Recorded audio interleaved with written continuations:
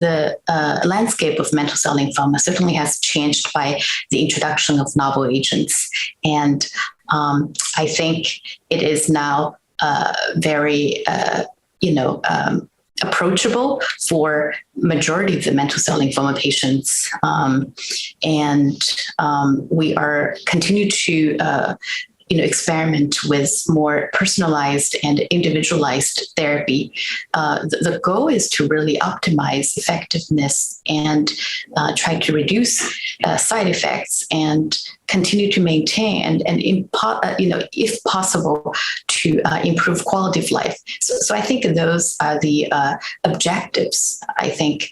And then the patient populations that I think would particularly benefit from those novel treatment approach include more elderly patients, as we discussed before, because we now have treatment regimens that are very effective with lower toxicity.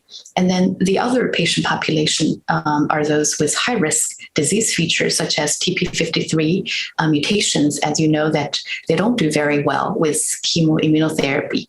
So the emphasis is to really participate in rationally designed clinical trials with novel agents combination and looking at more novel biomarkers that evaluate the quality and depth and duration of remission, such as MRD evaluations.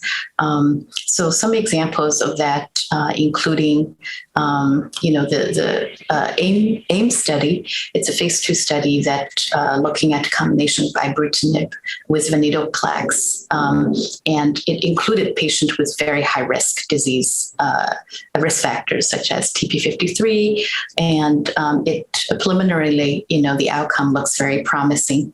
And there is currently a phase 1/2 study called BOVEN with a combination of zanubrutinib and obinutuzumab and venetoclax. It is designed specifically for those patients with TP53 mutations. So I think it would be very, very informative to see how this type of pilot study would work out for patients with high-risk disease.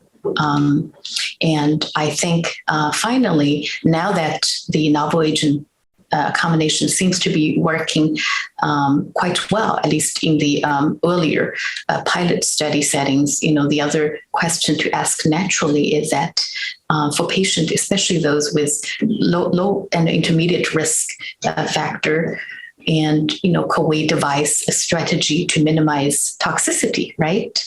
Such as giving a duration finite treatment or have a response adapted treatment, I guess, duration, for example, discontinue treatment when they can achieve MRD negative remission and consider retreatment afterwards. So really give them a period of treatment-free time frame, and to minimize side effects and to really enjoy quality of life, to maximize quality of life.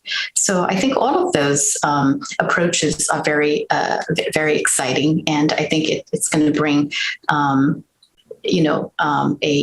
high response and high,